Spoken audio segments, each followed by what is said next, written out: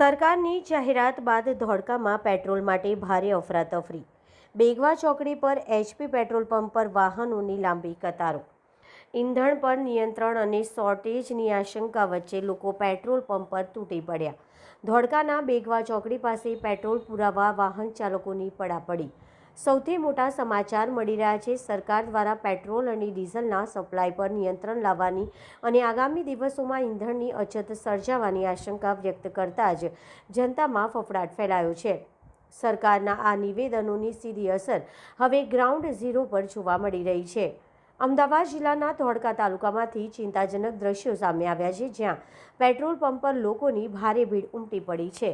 ધોળકા તાલુકાના બેગવા ચોકડી પાસે આવેલા એચપી પેટ્રોલ પંપના સરકાર દ્વારા પેટ્રોલ ડીઝલની અછત સર્જાઈ શકે છે તેવા અહેવાલો વહેતા થતાં જ લોકો વાહનો લઈને રસ્તા પર ઉતરી આવ્યા છે। હાલમાં પંપ પર પેટ્રોલ ઉપલબ્ધ છે, જેથી લોકો કોઈપણ ભોગે પોતાના વાહનોની ટાંકી ફૂલ કરાવી લેવા માંગે છે। પંપ પર વાહનોની લાંબી કતારો જોવા મળી રહી છે।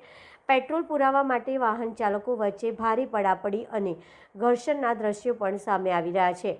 સરકારી નિયંત્રણો લાગુ થાય તે પહેલાં જ ઈંધણનો સ્ટોક કરી લેવા માટે લોકોમાં એક પ્રકારની હોડ જામી છે।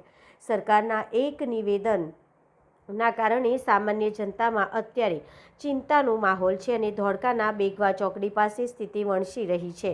આગામી સમયમાં તંત્ર આ ભીડને કાબૂમાં કરવા કેવા પગલાં લે છે તે જોવાનું રહ્યું। Reporter RD Vaghela, Gujarat power news, Dholka.